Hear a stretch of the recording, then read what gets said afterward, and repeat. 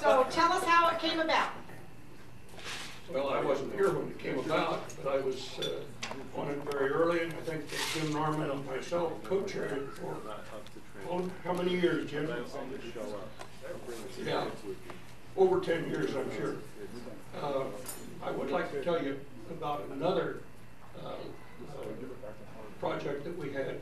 We had a Mexican student project where we brought Mexican students in from the agricultural schools down in Mexico, and then we arranged for them to spend time at various locations, starting with the trip up here. We stopped at Riverside at the university and stayed overnight there, and went to the experimental station out in Lancaster, as I recall, and we brought them to Fresno, a number of the students, and kept them in our homes, and we had various tours throughout the area, all ag related.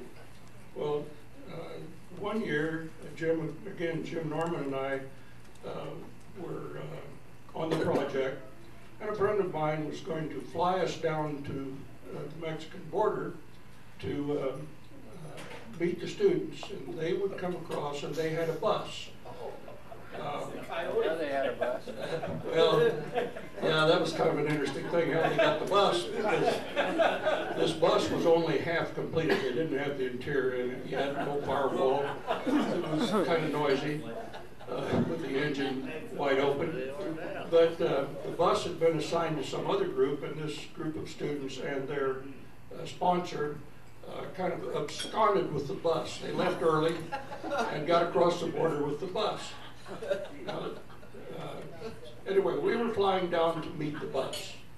A friend of mine had a little Mooney 21. If you're familiar with Mooney, you don't get in it, you put it on. And so we decided, since the Sierras were beautiful that morning and snow up there, winter came, so instead of landing in Bakersfield for breakfast, we decided we'd go over to Palm Springs and go up and get that altitude and look at the snow in the mountains.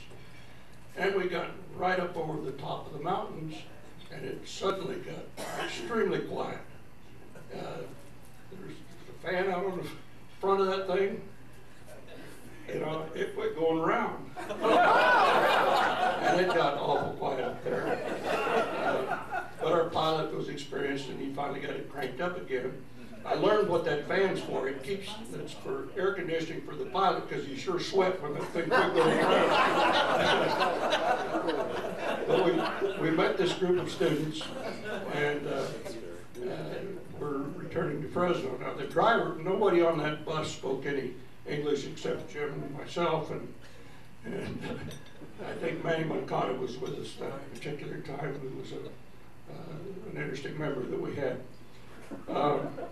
So the driver would get one of his assistants, and he'd step down in the step at the doorway of the bus, and he'd open the door, and they'd pull up alongside the car, and this guy would look in to see what the speedometer reading was on the car, so he could relay that to the bus driver to know what speed they were going. So,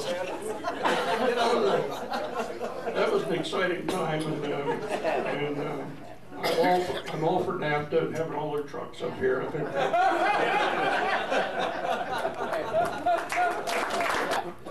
They always had a helper for the driver.